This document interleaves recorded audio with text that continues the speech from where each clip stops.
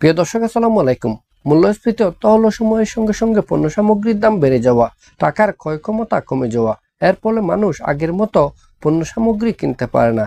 উদাহরণ হিসেবে আমরা বলতে পারি 2024 সালে 1 কেজি চালের মূল্য ছিল 50 টাকা, আর সেটি 2025 সালে হয়েছে 70 টাকা।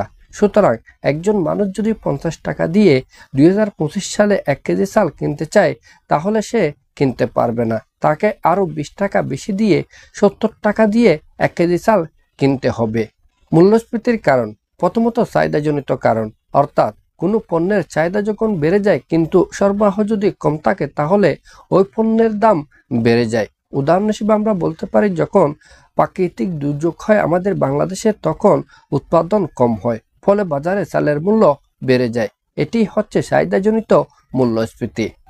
দ্বিতীয়ত ব্যয়চালিত মূল্যস্ফীতি, অর্থাৎ উৎপাদনের খরচ বেড়ে গেলে তখন বিক্রেতারা ওই বাড়তি খরচ পণ্যের দামে যুক্ত করেন, যা মূলত ব্যয়চালিত মূল্যস্ফীতি বলে পরিগণিত। উদাহরণ হিসেবে আমরা বলতে পারি, যখন বাংলাদেশে সরকার জ্বালানির দাম বৃদ্ধি করেন তখন পণ্য সামগ্রীর দাম বেড়ে যায়, আবার কাঁচামালের দাম বৃদ্ধি পেলেও পণ্য সামগ্রীর দাম বেড়ে যায়।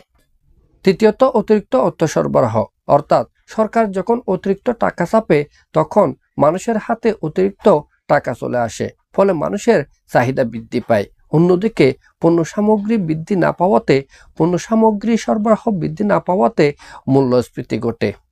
চতুর্থত মুদ্রার অবমূল্যায়ন, অর্থাৎ টাকার মান কমে গেলে বিদেশ থেকে আমদানি করা পণ্যের দাম বেড়ে যায়। উদাহরণ হিসেবে আমরা বলতে পারি, যখন বাংলাদেশে ডলারের বিপরীতে টাকার মান কমে যায় তখন বিদেশ থেকে আমদানি করা খাদ্য, জ্বালানি এবং প্রযুক্তি পণ্যের দাম বেড়ে যায়।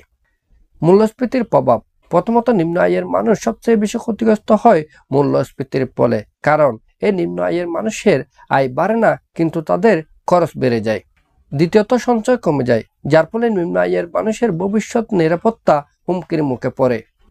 তৃতীয়ত নিম্ন আয়ের মানুষের জীবনযাত্রার মান কমে, অপুষ্টি, মানসিক চাপ এবং সামাজিক অস্থিরতা বেড়ে যায়।